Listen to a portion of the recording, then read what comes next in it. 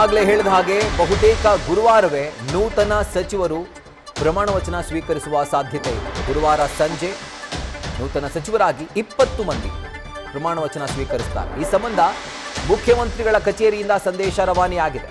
ಸಿದ್ಧತೆ ಮಾಡಿಕೊಳ್ಳುವಂತೆ ಲೋಕೋಪಯೋಗಿ ಇಲಾಖೆಗೆ ಮುಖ್ಯಮಂತ್ರಿಗಳ ಕಚೇರಿಯ ಅಧಿಕಾರಿಗಳು ಸಂದೇಶ ರವಾನಿಸಿದ್ದಾರೆ.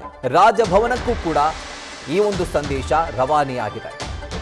ಗುರುವಾರ ಸಂಜೆ ಪದಗ್ರಹಣ ಕಾರ್ಯಕ್ರಮಕ್ಕೆ ಸಿದ್ಧತೆಯನ್ನ ಮಾಡಿಕೊಳ್ಳಿ ಅನ್ನುವಂಥ ಒಂದು ಮೆಸೇಜ್ ಈಗ ಮುಖ್ಯಮಂತ್ರಿಗಳ ಕಚೇರಿಯಿಂದ ಲೋಕೋಪಯೋಗಿ ಇಲಾಖೆಗೆ ಹಾಗೆ ಲೋಕಭವನದ ಅಧಿಕಾರಿಗಳಿಗೂ ಕೂಡ ಈಗ ರವಾನೆಯಾಗಿದೆ.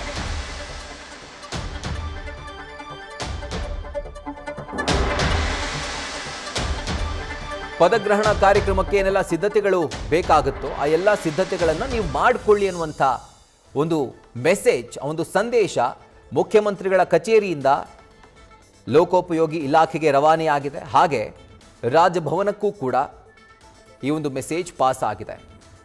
ಸೊ ನಾಳೆ ಫೈನಲ್ ಮೀಟಿಂಗ್ ಆದ ನಂತರ ನಾಳೆ ನೈಟೇ ಆ ಲಿಸ್ಟನ್ನು ಹಿಡ್ಕೊಂಡು ರಾಜ್ಯ ನಾಯಕರು ಬೆಂಗಳೂರಿಗೆ ವಾಪಸ್ ಬರ್ತಾರೆ.